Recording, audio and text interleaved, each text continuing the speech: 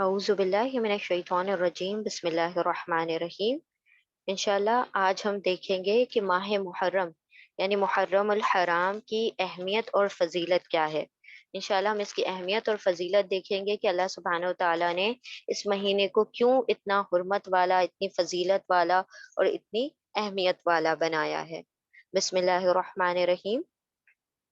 اللہ سبحانہ و تعالیٰ نے قرآن کریم میں سورۃ التوبہ سورہ نمبر 9 کی آیت نمبر 36 میں فرمایا، ان عدت الشہور عند اللہ اثنا عشر شہرا فی کتاب اللہ یوم خلق السماوات والارض منها اربعۃ حرم ذلک دین القیم فلا تظلموا فیہن انفسکم۔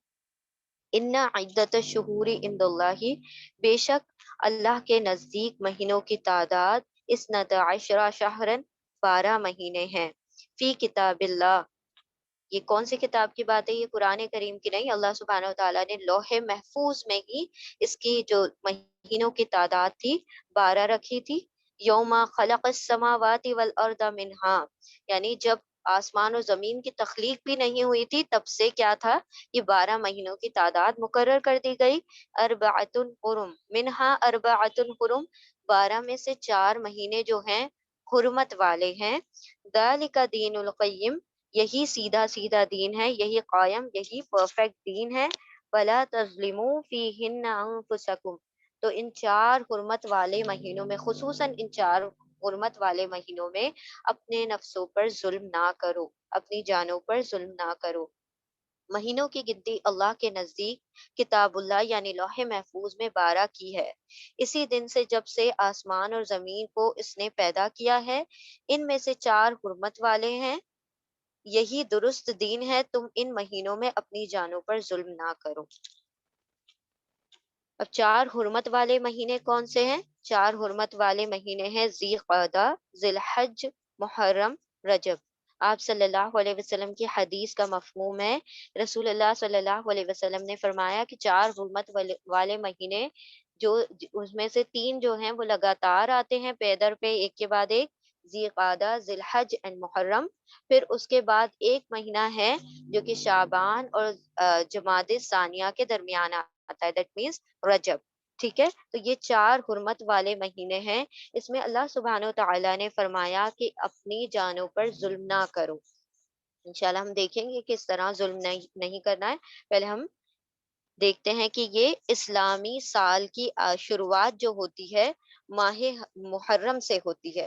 ٹھیک ہے، الحمدللہ، ہوپ فلی کہ سبھی لوگوں کو اسلامی مہینوں کے نام پتہ ہوں گے، سارے کے سارے، یعنی 12 مہینوں کے، جس طرح سے جنوری فیب ہمیں یاد ہے، اسی طریقے سے محرم، سفر، ربیع الاول، ربیع الاخر، جمادی الاول، جمادی الاخر، رجب، شعبان، رمضان، شوال، ذی قعدہ، ذی الحج، یہ 12 مہینے ہیں، اور سب سے پہلا مہینہ جو ہے ماہ محرم ہے۔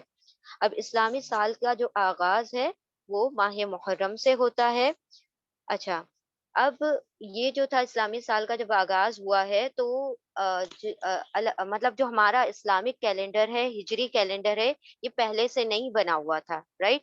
یہ بنا ہے اراؤنڈ 17 ہجری میں، آپ صلی اللہ علیہ وسلم کی ہجرت کے بعد، ہجرت جو ہوئی ہے مکہ سے مدینہ کو، تو اس کے بھی آپ صلی اللہ علیہ وسلم کی سمجھ لیں وصال کے بھی 7 سال بعد ہجری کیلنڈر بنایا گیا۔ ابو موسیٰ عشری نے حضرت عمر رضی اللہ تعالیٰ عنہ کو توجہ دلائی، تو انہوں نے سوچا، حضرت عمر رضی اللہ تعالیٰ عنہ نے، کہ ہم نے کیلنڈر ایک فارم کرنا چاہیے جو کہ اسلامک مطلب سال کو انڈیکیٹ کرے۔ تو حضرت عثمان اور ان سب نے مل کر اسلامک کیلنڈر یعنی ہجری کیلنڈر مطلب بنایا، اور انہوں نے آپ صلی اللہ علیہ وسلم کی جو ہجرت تھی اس کو بنیاد رکھا، یعنی یہ فرسٹ ہجری اس کو بنایا جب آپ صلی اللہ علیہ وسلم ہجرت کر کے آئے تھے۔ جب آپ صلی اللہ علیہ وسلم مکہ سے مدینہ کے لیے ہجرت کے لیے چلے تھے تو آخر میں مطلب سمجھ لیں ذی الحجہ کا مہینہ تھا، اور جب پہلا چاند طلوع ہوا تو وہ محرم کا چاند تھا، تو محرم اسی لیے جو ہجری کو مد نظر رکھتے ہوئے فرسٹ منتھ جو تھا محرم الحرام کو مطلب کنسیڈر کیا گیا کہ ہم جو ہے اس کو فرسٹ منتھ آف کیلنڈر رکھیں گے، اور اس طریقے سے اس کو پہلا مہینہ بنا دیا گیا. ٹھیک ہے، تو یہ اسلامی سال کا فرسٹ منتھ ہے. پھر محرم. واٹ از محرم؟ ٹھیک ہے، محرم کا معنی کیا ہوتا ہے؟ محرم کے معنی ہوتے ہیں احترام، یا پھر مقدس ہونا، یا پھر عظمت والا ہونا، یا حرام کیا گیا، یا ممنوع. یہ تمام محرم کے مہینے ہوتے ہیں. اس کا روٹ ورڈ ہے حرامیم، حرم سے ہے، اور اس کے تمام یہ میننگ نکلتے ہیں. احترام یعنی کہ جو کسی کی تقدس، مقدس یعنی تقدس کرنا، سیکریٹ. ٹھیک ہے، عظمت والا یعنی بہت بلند و بالا، عظمت والا، اور حرام کیا گیا، ممنوع یعنی فوربڈن. ٹھیک ہے، ایک ایک انشاءاللہ ٹرمینالوجیز کو ہم لیتے ہیں. احترام کیوں ہے، مقدس کیوں ہے، عظمت والا کیوں ہے. ٹھیک ہے، سب سے پہلے ہم دیکھیں گے کہ اس کی حرمت کیا ہے، کیوں یہ حرام، اس کو ماہ حرام کیوں کہا جاتا ہے. محرم itself اس ماہ حرام بھی ہے وہ، اور حرمت والا مہینہ بھی اللہ سبحانہ و تعالیٰ نے اس کو بنایا، اور اس کا نام بھی اسی چیز کو سجیسٹ کرتا ہے کہ وہ حرمت والا ہے. ٹھیک ہے، تو یہ حرمت والا کیا ہے، کیوں ہے؟ کہ آپ صلی اللہ علیہ وسلم کی حدیث کا مفہوم ہے کہ کعبے کی حرمت اور مومن کی حرمت. حضرت عبداللہ بن عمر رضی اللہ تعالیٰ عنہ سے روایت ہے کہ میں نے رسول اللہ صلی اللہ علیہ وسلم کو کعبہ شریف کا طواف کرتے دیکھا. آپ صلی اللہ علیہ وسلم فرما رہے تھے کہ اے کعبہ، تو کتنا پاکیزہ ہے، اور تیری خوشبو کتنی پاکیزہ ہے، اور تو کس قدر عظیم ہے، تیرا احترام کتنا عظیم ہے. قسم ہے اس ذات کی جس کے ہاتھ میں محمد صلی اللہ علیہ وسلم کی جان ہے، اللہ کے ہاں مومن کی حرمت تیری حرمت سے بڑھ کر ہے. یعنی اس کے مال اور جان کی حرمت، اور یہ کہ اس کے بارے میں اچھا گمان رکھیں. سنن ابن ماجہ کی حدیث ہے. دیکھیں، آپ صلی اللہ علیہ وسلم پہلے تو کعبے کی حرمت کو بیان کرتے ہیں کہ تو کتنا حرمت والا، یعنی کہ تیرے خلاف کوئی سازش نہیں کی جا سکتی، تیرے اوپر کوئی غلط نگاہ نہیں اٹھائی جا سکتی. تیری عظمت اور تیری بلندی اتنی بلند و بالا ہے، لیکن تجھ سے بھی زیادہ حرمت کا حامل جو ہے ایک مومن ہے. یعنی اللہ سبحانہ و تعالیٰ نے کعبے کی بھی حرمت سے ایک مومن کی حرمت کو بلند کیا ہے. اب کیا ہے حرمت؟ یعنی آپ صلی اللہ، جیسے ہم نے دیکھا کہ یہ 4 مہینے ہیں، محرم، ذی الحج اور رجب. ان 4 مہینوں کو اللہ سبحانہ و تعالیٰ نے حرمت والا فرمایا.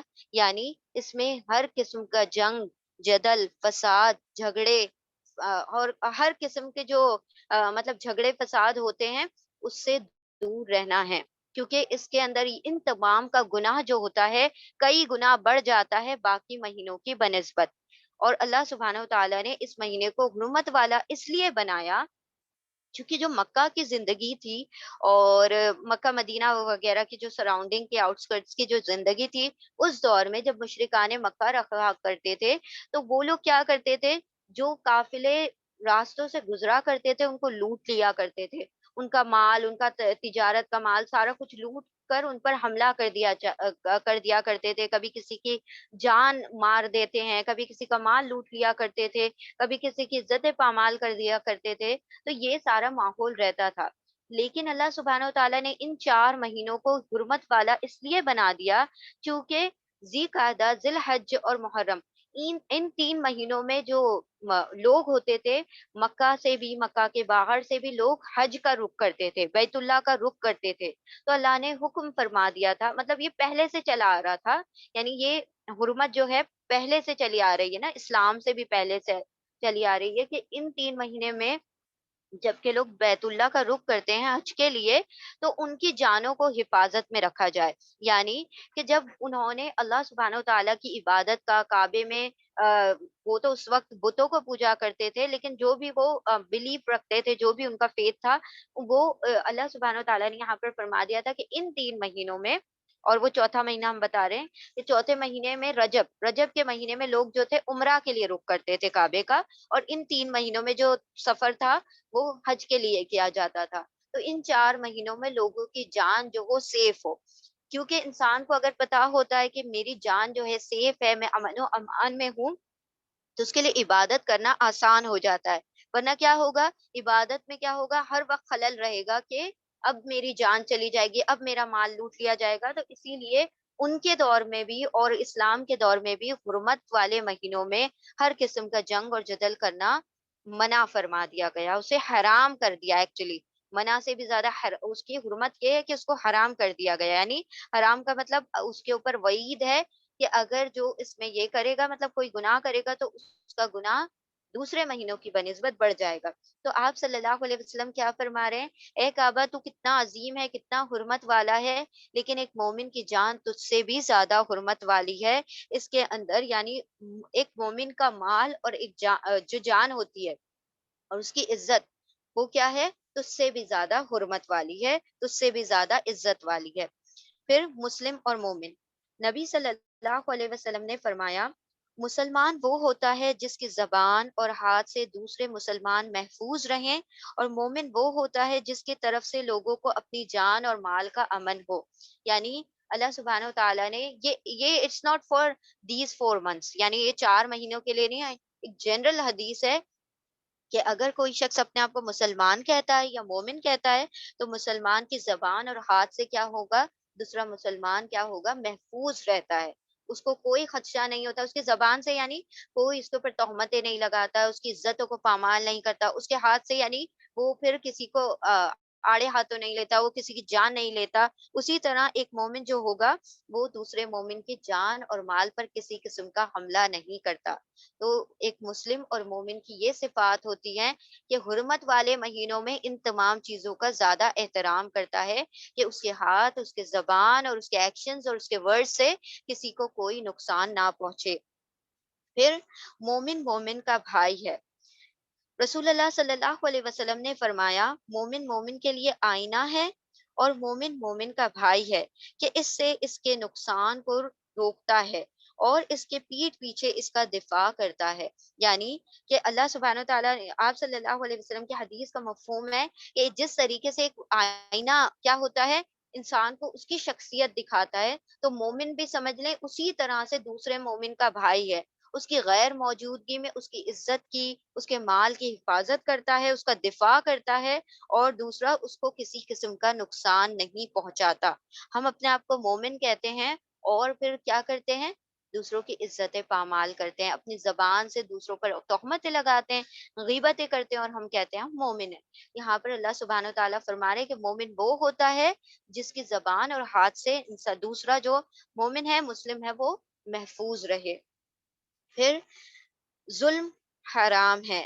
نبی کریم صلی اللہ علیہ وسلم نے فرمایا، اللہ عز و جل نے فرمایا اے میرے بندو، میں نے اپنے اوپر ظلم کو حرام قرار دیا ہے اور میں نے تمہارے درمیان بھی ظلم کو حرام قرار دیا ہے، تو تم ایک دوسرے پر ظلم نہ کرنا۔ اب ظلم کا یہی مطلب نہیں ہے کسی کو مارا جائے، کسی کو پیٹا جائے، کسی کے ساتھ وائلنس وغیرہ۔ ظلم کا یہ مطلب ہے کسی کا حق پامال نہ کیا جائے۔ اللہ سبحانہ و تعالیٰ کیا ہے؟ احکم الحاکمین، اللہ سبحانہ و تعالیٰ سے عظیم الشان ذات کسی کی نہیں ہے۔ اس نے جب اپنے اوپر ظلم کو حرام کر دیا تو ہم تو بہت ادنا سی ہستی ہیں اس کے سامنے۔ تو اللہ سبحانہ و تعالیٰ نے فرمایا کہ جس طرح سے میں نے اپنے اوپر اپنی نفس پر خود اپنے اوپر ظلم کو کیا کر دیا؟ حرام کر دیا ہے، تو میں چاہتا ہوں کہ ہر مومن بندہ کیا کرے؟ اپنے اوپر ظلم کو حرام کر دے، یعنی کسی کی بھی حق تلفی نہ کرے۔ کسی بھی قسم سے حق تلفی جو ہوتی ہے وہ ظلم کہلاتی ہے، یعنی کسی کا حق کو چھین لینا۔ جو شخص جو ڈیزرو کرتا ہو، جو جس چیز کا مستحق ہو، اس کا حق اسے نہ ادا کرنا، یہ کہلاتا ہے ظلم۔ اب وہ کسی بھی چیز میں ہو سکتا ہے نا، جیسے رشتہ داروں کا حقوق ہوتا ہے، والدین کے حقوق ہوتے ہیں، اولاد کے حقوق ہوتے ہیں۔ اگر ہم ان کے حقوق انہیں ادا نہ کریں تو یہ بھی ایک قسم کا ظلم ہے۔ تو وہ چیزیں جب اللہ سبحانہ وتعالیٰ نے عام طور پر ظلم کو حرام کر دیا، تو حرمت والے مہینوں میں اس کا زیادہ کیا کرنا چاہیے؟ اہتمام کرنا چاہیے کہ ہماری ذات سے کسی کو تکلیف نہ پہنچے اور ہم کسی کی حق تلفی کرنے والے نہ ہوں، کسی پر ظلم کرنے والے نہ ہوں۔ پھر قطع رحمی، بہت اہم ترین چیز ہے یہ، کیونکہ ہر دوسرے گھر میں کوئی شخص کسی نہ کسی رشتے داروں سے کیا ہوتا ہے، قطع رحمی ہمارے بہت عام ہو گئی ہے یہ چیز۔ رسول اللہ صلی اللہ علیہ وسلم نے فرمایا، بنی آدم کے اعمال ہر جمعرات کو پیش کیے جاتے ہیں، اور کسی قطع رحمی کرنے والے کے اعمال قبول نہیں کیے جاتے۔ اللہ اکبر! دیکھیے کتنا ڈرنے کا مقام ہے، یہاں پر فرما دیا گیا قطع رحمی کسے کیا کہا جاتا ہے، کہ to break the ties of kinship, یعنی کہ اپنے جو ریلیٹیوز ہیں، ریلیشن شپس ہیں، ان کو توڑنا، اس کے ساتھ اس کو قطع کرنا لوگوں کے ساتھ، یہاں تک کہ ہمیں فرمایا گیا نا کہ 3 دن سے زیادہ کسی کے ساتھ قطع رحمی نہ کی جائے، کہ اس میں دعائیں بھی قبول نہیں ہوتی، ہمارے اعمال قبول نہیں ہوتے۔ یعنی ہر جمعرات کو جب کہ اعمال قبول کیے جاتے ہیں، تو اس میں قطع رحمی کرنے والے کے جو چاہے بھلے ہی وہ کتنی نیکیاں کر رہا ہو، اور ایک جو گناہ ہوتا ہے وہ ساری نیکیوں کو کیا کر دیتا ہے، کھا جاتا ہے۔ یعنی قطع رحمی کرنے والے کے اعمال قبول نہیں کیے جاتے۔ تو اگر کسی سے ہم لڑے ہوئے ہیں، جھگڑے ہوئے ہیں، تو اس سے معافی مانگ لیں۔ آپ صلی اللہ علیہ وسلم کی حدیث کا مفہوم ہے کہ اگر کوئی شخص کسی سے معافی مانگے اور اس کی عزت گھٹ جائے، تو وہ قیامت کے دن مجھ سے عزت لے لے۔ اللہ اکبر! تو دیکھیں یہاں پر کیا کیا مطلب ہے اس کا، کہ کسی سے ہم معافی مانگ لیتے ہیں، کسی کے سامنے جھک جاتے ہیں، تو اللہ سبحانہ و تعالی ہماری عزتوں کو کیا کر دیتے ہیں، بڑھا دیتے ہیں۔ اس سے کوئی شخص جھک نہیں جاتا، کوئی کمتر نہیں ہو جاتا، بلکہ اور اللہ سبحانہ و تعالی اس کو عزتیں نواز دیتے ہیں۔ عظمت، اب اس ماہ محرم کی عظمت کیا ہے، یہ کیوں اتنا عظیم ہے؟ کیونکہ سب سے پہلی بات، یہ اللہ کا مہینہ ہے۔ رسول اللہ صلی اللہ علیہ وسلم نے فرمایا، افضل الصیام بعد رمضان شہر المحرم، یعنی سب روزوں میں افضل رمضان کے بعد محرم کے روزے ہیں، جو کہ اللہ کا مہینہ ہے۔ یعنی یہاں پر دیکھیں اللہ کا مہینہ، اللہ سبحانہ و تعالیٰ نے 12 مہینوں میں سے کسی بھی مہینے کو اللہ کا مہینہ شہر اللہ نہیں فرمایا، صرف واحد یہ مہینہ ہے جس کو فرمایا گیا کہ یہ شہر اللہ ہے، اللہ کا مہینہ ہے۔ تو جب کسی چیز کو اللہ سبحانہ و تعالیٰ اپنی نسبت سے جوڑ دے، اپنے آپ سے منسوب کر دے، تو اس کی عظمت کتنی ہوگی، وہ کتنا بلندی والا ہوگا، اور اس کے اندر نیکیوں کا اجر کتنا زیادہ بڑھ جائے گا۔ تو اس کی عظمت یہ ہے کہ اللہ سبحانہ و تعالیٰ نے محرم الحرام کو عظمت والا مہینہ، یعنی سوری، شہر اللہ فرمایا، اللہ کا مہینہ فرمایا کہ یہ میرا مہینہ ہے، یہ اللہ کا مہینہ ہے۔ تو اس کے اندر کسی بھی قسم کی، کیونکہ یہ اللہ کا مہینہ ہے، تو دوسروں کو تکلیف نہیں پہنچانا، کسی کی حق تلفیاں نہیں کرنا ہے، اور کوشش کرنا ہے کہ ہم زیادہ سے زیادہ یا نیکیاں کر کے زیادہ سے زیادہ ریوارڈ کمائیں، کیونکہ جس طریقے سے اس میں گناہوں کا کیا ہے، زیادہ گناہ ہے بڑھا چڑھا کر، اسی طرح نیکیوں کا بھی اجر زیادہ بڑھا چڑھا کر ملے گا۔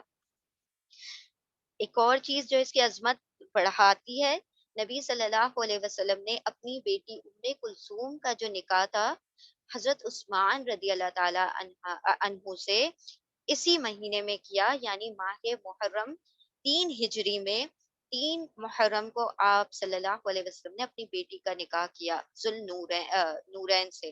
حضرت عثمان رضی اللہ تعالیٰ عنہ کی جو شادی تھی آپ صلی اللہ علیہ وسلم کی 2 بیٹیوں سے ہوئی تھی، اور ام کلثوم سے جو نکاح ہوا ہے وہ 3 محرم 3 ہجری کو ہوا ہے، 624 جون اراؤنڈ کو ہوا ہے آپ صلی اللہ علیہ وسلم۔ اب اس سے یہ بات بھی کلیئر ہوتی ہے کہ ماہ محرم میں لوگ کیا کرتے ہیں کہ نکاح کرنا، لوگ اس کو حرام قرار دیتے ہیں، ایسا نہیں ہے۔ آپ صلی اللہ علیہ وسلم نے اپنی بیٹی کا نکاح کیا، تو اس میں بھی نکاح کیا جا سکتا ہے، کیونکہ سارے مہینے اللہ کے ہیں، اور کوئی مہینہ ایسا نہیں ہے کہ آپ اس میں یہ ساری چیزوں سے رکے ہیں، کیونکہ وہ ایک حلال چیز ہے، آپ کوئی حرام کی طرف نہیں جا رہے ہیں، تو نکاح کرنا بھی جائز ہے اس مہینے میں۔ اب روزہ اور سیام، یعنی سب سے زیادہ جس چیز کی اس میں حرمت، مطلب سب سے زیادہ جو اہمیت کا حامل ہے یہ مہینہ، وہ روزوں کی وجہ سے ہے، سیام صوم کی وجہ سے ہے، محرم کے روزے۔ نبی کریم صلی اللہ علیہ وسلم نے فرمایا، رمضان کے بعد افضل ترین روزے اللہ تعالیٰ کے مہینے محرم کے ہیں۔ یعنی پہلے تو کہا کہ یہ اللہ کا مہینہ ہے، اور پھر فرمایا کہ رمضان کے روزوں کے بعد سب سے زیادہ روزے جو ہیں اسی مہینے کے افضل ہیں، یعنی آپ صلی اللہ علیہ وسلم اس مہینے میں کثرت سے روزے رکھا کرتے تھے، یعنی اگر ہم پورا مہینہ بھی چاہیں تو اس مہینے میں روزہ اللہ سبحانہ و تعالیٰ جس کو استطاعت دے تو وہ سال بھر بھی سوری پورے مہینہ بھر بھی روزے رکھ سکتا ہے۔ اور کم از کم اس کے جو تھرسڈیز ہیں اور منڈیز ہیں، یعنی کہ جمعرات اور پیر کے روزے کا اہتمام کر لے تو دو طریقوں سے، ایک تو پیر اور جمعرات کا روزہ رکھنا سنت بھی ہے، اور پھر اس کے اندر افضل بھی ہیں تو وہ روزے ہم رکھ سکتے ہیں۔ دوسرا ایام بیت کے روزے، یعنی کہ جو وائٹ ڈیز ہوتے ہیں 13 14 15 ہر مہینے کے جو ہوتے ہیں، وہ اس کے اندر خصوصی اہتمام کر لیں تو اس کا محرم کے روزوں کا بھی ثواب ہو جائے گا اور اس روزوں کا بھی ثواب ہو جائے گا۔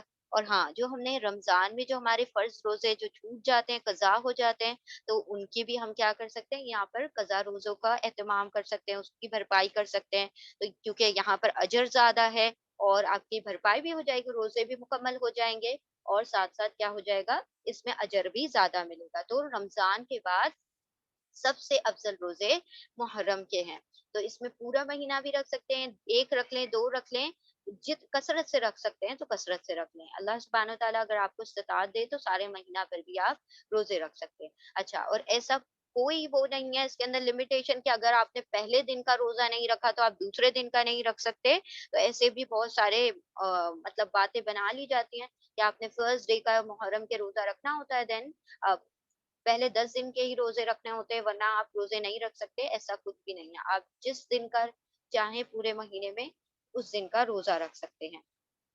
پھر سیدہ ربیع بنت معوذ کہتی ہیں کہ رمضان کے روزے کی فرضیت کے بعد بھی ہم عاشورہ کے دن روزہ رکھتے اور اپنے بچوں سے بھی روزہ رکھواتے، انہیں ہم اون کا کھلونا دے دیتے، دے کر بہلایا کرتے تھے، جب کوئی کھانے کے لیے روتا تو وہی دے دیتے، یہاں تک کہ افطار کا وقت آ جاتا۔ یعنی صحابیات کیا کیا کرتی تھی، اپنے جو شیر خوار بچے تھے، جو کہ جو مطلب جن کو کھانا نہیں کھاتے تھے، شیر خوار بچے جو دودھ پر گزارا کیا کرتے تھے، ان کو بھی یہ روزے رکھوا دیا کرتی تھی اور ان کو کیا کرتے تھے، اون کے کھلونے سے، مطلب ان کے اس زمانے میں ویسے ٹوائز نہیں ہوتے ہوں گے جس طرح سے آج کے زمانے میں ہوتے ہیں، تو وہ اون کے کھلونے بنا کر ان کو کیا کرتے تھے، بہلایا کرتے تھے، وہ روتے تھے تو ان کو پورا دن بہلاتے رہتے تھے اور افطار تک ان کو بہلایا جاتا تھا اور ان سے بھی کیا کروائے جاتے تھے، روزے رکھوائے جاتے تھے۔ تو یعنی اس طریقے سے صحابیات اپنی اولادوں کو بھی مطلب ترجیح دے، مطلب اس چیز کو ترجیح دیتی تھی کہ ہماری اولادیں بھی کیا کریں، اس روزوں کو کا اہتمام کریں۔ ٹھیک ہے، پھر اب یہاں پر آپ صلی اللہ علیہ وسلم نے روزہ عاشورہ، عاشورہ کہا جاتا ہے 10th آف محرم، 10 عشر سے بنا ہے، عین شین را، عشر یعنی 10th، 10۔ تو عاشورہ کا روزہ جو رکھنا ہے اس کا اہتمام خصوصی طور پر ہم نے کرنا ہے، یعنی اگر آپ پورے مہینے نہیں بھی روزہ رکھ سکتے، ایٹ لیسٹ آپ 10ویں محرم کا روزہ رکھ سکتے ہیں۔ ٹھیک ہے، رسول اللہ صلی اللہ علیہ وسلم صحیح مسلم کی حدیث کا مفہوم ہے، جب رسول اللہ صلی اللہ علیہ وسلم مدینہ تشریف لائے تو یہود کو یوم عاشورہ کا روزہ رکھتے ہوئے دیکھا تو پوچھا، تم اس دن روزہ کیوں رکھتے ہو؟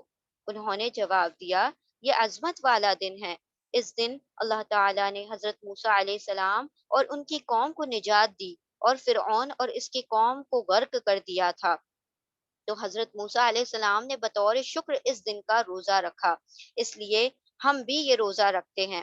رسول اللہ صلی اللہ علیہ وسلم نے فرمایا، موسیٰ سے تمہاری نسبت ہم زیادہ قریب ہیں، اس لیے رسول اللہ صلی اللہ علیہ وسلم نے خود بھی روزہ رکھا اور صحابہ اکرام کو بھی اس کا حکم دیا۔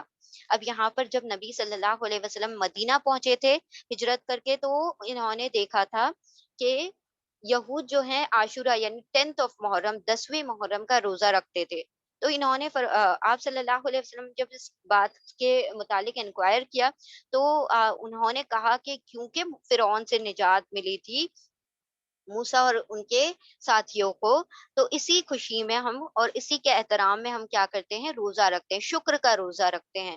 تو آپ صلی اللہ علیہ وسلم نے کیا فرمایا کہ موسیٰ علیہ السلام تمہاری بنسبت تو ہم زیادہ قریب ہیں موسیٰ علیہ السلام کے، یعنی آپ صلی اللہ علیہ وسلم نے ایک جگہ یہ بھی فرمایا کہ موسیٰ ہمارے بھائی ہیں اور ہم زیادہ قریب ہیں موسیٰ علیہ السلام کے، تو ہم نے تو آپ سے پہلے اس روزوں کا اہتمام کرنا چاہیے۔ تو آپ صلی اللہ علیہ وسلم نے خود بھی روزہ رکھا اور تمام صحابہ کرام سے بھی اس روزے کو مطلب اس کا اہتمام کرنے کی تاکید کی۔ اچھا، اور ایک حدیث میں فرمایا آپ صلی اللہ علیہ وسلم نے، حدیث کا مفہوم ہے کہ اگر میں اگلے سال زندہ رہا تو میں 10 کے ساتھ ساتھ یعنی 10th آف محرم کے ساتھ ساتھ 9th محرم یعنی 9 محرم کا بھی روزہ رکھوں گا۔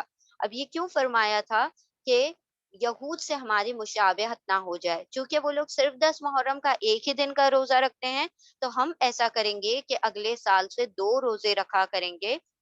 یعنی آپ صلی اللہ علیہ وسلم کو نیومریکل مشابہت یعنی عددی مشابہت بھی دوسری قوموں سے پسند نہیں ہے، کہ ہم کسی اور قوم کو کیا کریں، ان کے طرز عمل، ان کے نقش قدم پر چلیں۔ تو آپ صلی اللہ علیہ وسلم نے فرمایا کہ ہم نیکسٹ ایئر سے کیا کریں گے، 2 روزے رکھا کریں گے، 9th اور 10th کا یعنی 9 محرم کا اور 10 محرم کا۔ اب چونکہ آپ صلی اللہ علیہ وسلم کا وصال نیکسٹ ایئر ہو چکا تھا، تو آپ صلی اللہ علیہ وسلم نے وہ روزہ رکھ تو نہیں پائے، لیکن ہمارے لیے تاکید کر دی کہ آپ کم از کم 2 روزے رکھیں تاکہ ان سے مشابہت نہ ہو جائے۔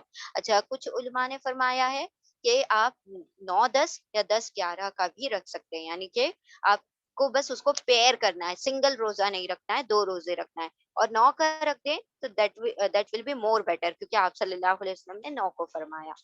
ٹھیک ہے۔ مغفرت، اب اس میں یہ بڑا مغفرت کا مہینہ ہے، کیونکہ انسان جب نیکیاں کرے تو اس میں اللہ سبحانہ و تعالیٰ یہاں پر ایک تو نیکیوں کے ریوارڈ بڑھا دیتے ہیں، اور مغفرت یہاں پر روزوں کے ذریعے سے مغفرت بھی ہوتی ہے۔ آپ صلی اللہ علیہ وسلم، صحیح مسلم کی حدیث ہے، آپ صلی اللہ علیہ وسلم نے فرمایا، آپ صلی اللہ علیہ وسلم سے عاشورہ کے دن یعنی 10 محرم کے روزے کے بارے میں جب پوچھا گیا تو آپ صلی اللہ علیہ وسلم نے فرمایا کہ پچھلے 1 سال کے گناہوں کا یہ کفارہ ہے، یعنی کہ جو بھی ایک دن یا عاشورہ کا روزہ رکھے گا اس کے پچھلے 1 سال کے تمام گناہ معاف ہو جائیں گے۔ اور آپ ایک چیز اور آپ لوگوں کے زیرے غور لانا چاہتے ہیں کہ جب بھی کسی بھی روزے کے ذریعے سے گناہوں کا جو کفارہ ہوتا ہے وہ صغیرہ گناہوں کا ہوتا ہے، اور ساتھ ساتھ وہ گناہ جو ہوتے ہیں جو اللہ سبحانہ و تعالیٰ کے حق سے متعلق ہوتے ہیں، تو ان کا جیسے ہم سے کبھی نمازیں چھوٹ گئیں یا ہم نے روزے کو اسکپ کر دیے، تو وہ ساری چیزوں کا جو فرائض ہیں اور ان کو اگر آپ نے تلافی نہیں کی ہے تو پھر اس کا نہیں، جیسے کہ ہم وضو میں کوتاہی ہو گئی، ہم نے کسی کے ساتھ مطلب جب ہم نماز پڑھ رہے تھے تو وہ اس میں کوئی غلطیاں ہو گئی، تو وہ ساری جو چھوٹے چھوٹے گناہ ہوتے ہیں ان کا کفارہ بن جاتا ہے یہ۔ ہاں، اگر بندوں کے ساتھ کسی کے حقوق پامال کیے ہوئے ہیں، کسی کے ساتھ ہم مطلب قطع رحمی، جیسے ابھی ہم نے دیکھا کہ جمعرات کو وہ اعمال پیش کیے جاتے ہیں اور قطع رحمی کرنے والوں کے گناہ نہیں معاف ہوتے، تو کیسے پھر یہاں پر معاف ہوں گے؟ یعنی کہ اگر بندوں کے ساتھ کچھ معاملہ ہے تو اس کا کریکشن ضروری ہے۔ کسی کا مال وہ کیا ہے، ہڑپ لیا ہوا ہے، کسی کی پراپرٹی دبا لی ہوئی ہے اور ہم سمجھتے ہیں کہ ہمارے سارے گناہ معاف ہو جائیں گے، تو ایسا نہیں ہے۔ یہ جو گناہ ہوتے ہیں یہ وہ گناہ ہوتے ہیں جو کہ صغیرہ ہوتے ہیں، چھوٹے گناہ ہوتے ہیں، جو بندوں کے متعلق ہوتے ہیں ان کی تلافی جو ہوتی ہے وہ ضروری ہوتی ہے۔ تو یہاں پر آپ صلی اللہ علیہ وسلم نے فرمایا کہ پچھلے 1 سال کے گناہ معاف کر دیے جائیں گے۔ تو نیت کے اخلاص کے ساتھ اس روزے کو رکھیں کہ اللہ سبحانہ و تعالیٰ ہمارے جو تمام پچھلے سال کے گناہ ہیں ان کو کیا کر دیں گے، معاف فرما دیں گے۔ پھر حسن بصری رحمت اللہ علیہ فرماتے ہیں کہ سال کا آغاز اور سال کا اختتام دونوں ہی حرمت والے مہینوں سے ہوتا ہے، یعنی سال کا آغاز ہوتا ہے محرم سے اور سال کا اختتام ہوتا ہے ذی الحجہ پر۔ تو جب ذی الحجہ اور محرم دونوں ہی احترام والے حرمت والے مہینے ہیں، تو یہ کیا انڈیکیٹ کرتی ہے بات، کہ جب حرمت کا بریکٹ لگا دیا گیا ہے، شروع میں بھی حرمت ہے، آخر میں بھی حرمت ہے، تو اس کا کیا مطلب ہے کہ بندوں نے یہ نہیں ہے اس کا معنی کہ صرف حرمت والے مہینوں میں لوگوں کے ساتھ کیا کرنا ہے، مطلب احترام کرنا ہے لوگوں کی جان مال عزت کا، بلکہ باقی تمام مہینوں میں بھی کیا کرنا ہے، لوگوں کے ساتھ اسی طرح سے کیا کرنا ہے، رویہ اختیار کرنا ہے، کیونکہ ایک طریقے سے یہ بتا دیا گیا کہ شروع اور آخر جب اسی چیز سے ہو رہا ہے تو درمیان کا سارا سال بھی اسی طرح سے ہونا چاہیے۔ الحمدللہ یہ تھی محرم الحرام کی حرمت اور عظمت۔ تو کوشش کریں کہ اس میں کثرت سے روزے رکھنے کی کوشش کریں، اور کیونکہ سب سے زیادہ افضل اس مہینے میں جو عمل ہے وہ روزوں ہی کا عمل ہے، اور دوسری چیزوں کا یہاں پر اتنا زیادہ بیان نہیں کیا گیا، احادیث سے بھی روزوں کا ہی اہتمام آپ صلی اللہ علیہ وسلم نے کیا تھا، وہ ثابت ہوتا ہے۔ تو ہم نے بھی کوشش کرنا ہے کہ جو ہمارے جو ایکسس روزے جو قضا کے ہیں وہ بھی پورے ہو جائیں، تو بہتر ہے، کیونکہ اس میں اجر بھی زیادہ مل جائے گا، اور آپ صلی اللہ علیہ وسلم کی سنت بھی ادا ہو جائے گی کہ آپ صلی اللہ علیہ وسلم نے اس مہینے میں کثرت سے روزے رکھے تھے۔ کچھ لوگ 10 پہلے 10 ڈیز جو ہوتے ہیں وہ روزہ رکھتے ہیں، تو اب کیونکہ آج جو ہے انڈیا کے اور آئی تھنک پاکستان میں بھی آج ہماری 3 محرم تھی، اب مغرب کے بعد تو 4 لگ گئی ہے، تو آپ کوشش کریں کہ جتنے جتنے بھی ہو سکتے ہیں ہم روزے رکھیں، کسی سے جھگڑا کیا ہوا ہے، کسی سے ناراض ہیں تو ان سے معافی مانگ لیں، اللہ سبحانہ و تعالیٰ سے مغفرت طلب کریں، لوگوں کو معاف کر دیں، اور کیونکہ اللہ سبحانہ و تعالیٰ نے اس میں جنگ اور جدل اور لڑائی اور ناراضگیوں کو حرام قرار دیا ہے، تو ہم نے کوشش کرنا ہے کہ ہم کسی کی دل آزاری کا سبب نہ بنے، کسی کے دلوں کو دکھانے کا ذریعہ نہ بنے۔ اللہ سبحانہ و تعالیٰ ہمیں اس مہینے کے انوار و برکات سے مالا مال ہونے کی توفیق نصیب عطا فرمائے، اور اللہ سبحانہ و تعالیٰ ہمارے صغیرہ کبیرہ تمام قسم کے گناہوں کی مغفرت فرمائے۔ اللہ سبحانہ و تعالیٰ اس کی فضیلت اور اہمیت سے اللہ سبحانہ و تعالیٰ نفع حاصل کرنے کی توفیق عطا فرمائے۔ وآخر دعوانا ان الحمد للہ رب العالمین۔ سبحان اللہ و بحمدہ، سبحانک اللہم و بحمدک، نشہد ان لا الہ الا انت، نستغفرک و نتوب الیک۔ سبحان ربک رب العزت عما یصفون، وسلام علی المرسلین، والحمد للہ رب العالمین، برحمتک یا ارحم الراحمین۔ ربنا تقبل منا انک انت السمیع العلیم، وتب علینا انک انت التواب الرحیم، وآخر دعوانا ان الحمد للہ رب العالمین، برحمتک یا ارحم الراحمین۔ اللہ سبحانہ و تعالی ہماری چھوٹی چھوٹی کوششوں کو قبول عطا فرمائے، اور ہمارے اعمال کو اپنی بارگاہ میں قبول عطا فرمائے، اور اس تمام سال کو ہمارے لیے اللہ سبحانہ و تعالی سلامتی والا، برکت والا، نعمتوں والا اور ایمان کی پختگی والا سال بنا دے۔ آمین یا رب العالمین۔ جزاکم اللہ خیرا کثیرا۔ السلام علیکم ورحمۃ اللہ وبرکاتہ۔